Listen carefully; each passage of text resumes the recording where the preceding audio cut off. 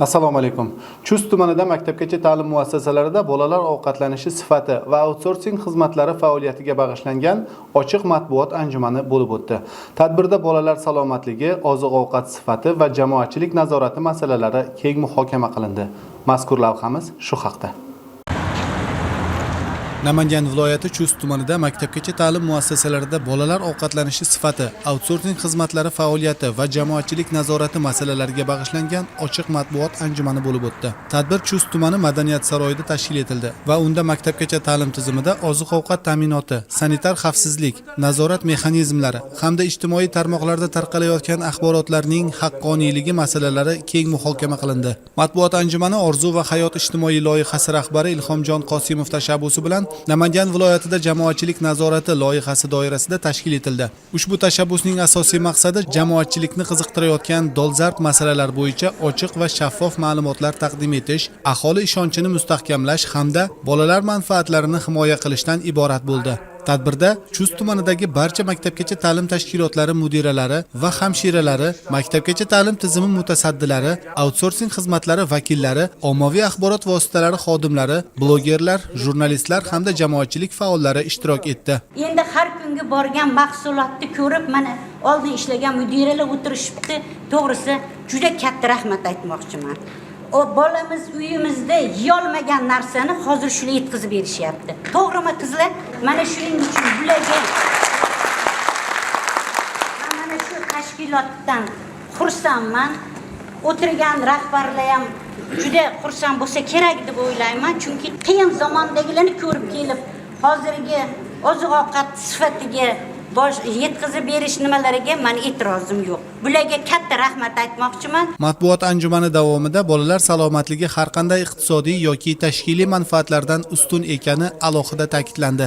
Mas'ullar tomonidan maktabgacha ta'lim tashkilotlariga yetkazib berilayotgan oziq-ovqat mahsulotlari sifati qat'iy nazorat qilinayotgani, ular sanitar talablar, davlat standartlari, sertifikatlar va laboratoriya xulosalari asosida qabul qilinayotgani haqida batafsil ma'lumotlar berildi. Shuningdek, oziq-ovqat mahsulotlarini qabul qilish tartibi, ularni saqlash, tayyorlash va bolalarga taqsimlash jarayonlari, ichki nazorat tizimi, sanitar-gigiyenik xavfsizlik choralari haqida ochiq va aniq ma'lumotlar taqdim etildi. Bu yerda biz nima uchun buni qildik? Ochiqlik, shaffoflik bo'lish uchun.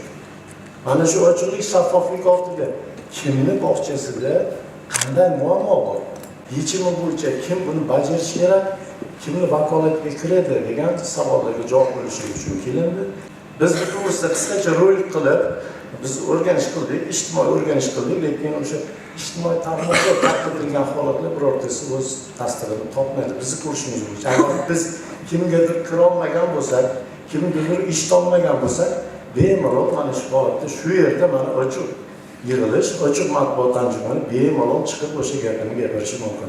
Outsourcing xizmatlari faoliyatida qonunchilik talablariga rioya etish, shartnomalar asosida ish olib borish hamda javobgarlik mexanizmlari haqida ham tushuntirishlar berildi.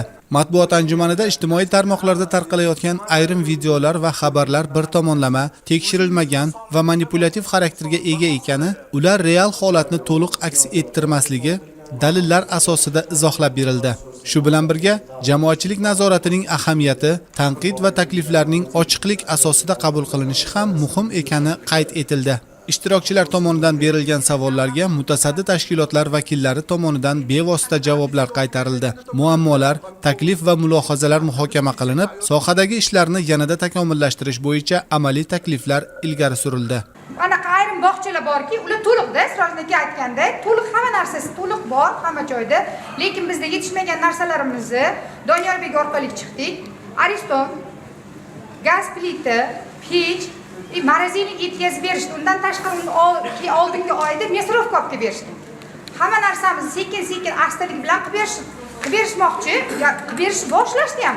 Biz bu yerda Chustni yerga urish emas, Chustni obro'sini ko'tarishimiz kerak. Men noto'g'ri gapirgan bo'lsam, hammangizdan avvalambor kechirim so'ramoqchiman. To'g'risida, mudiralar bu yerda qora bo'lmasligi kerak, outsourcing bu yerda qora bo'lmasligi kerak, Chust tumani bu yerda qora bo'lmasligi kerak. Matbuot anjumani jamoatchilik bilan ochiq muloqotni kuchaytirish, ishonchni mustahkamlash, asossiz axborotlarga aniqlik kiritish hamda bolalar manfaatlarini himoya qilishga qaratilgan muhim platforma sifatida baholandi. Tadbir yakunida ochiqlik, qonuniylik va doimiy jamoatchilik nazoratini ta'minlash bo'yicha hamkorlikni yanada kuchaytirish, maktabgacha ta'lim tashkilotlarida bolalar uchun xavfsiz va sifatli ovqatlanish tizimini yanada mustahkamlash zarurligi ta'kidlandi. Sizga yetkazmoqchi bo'lgan xabar va lavhalarimiz shulardan iborat edi. E'tiboringiz uchun rahmat. Salomat bo'ling.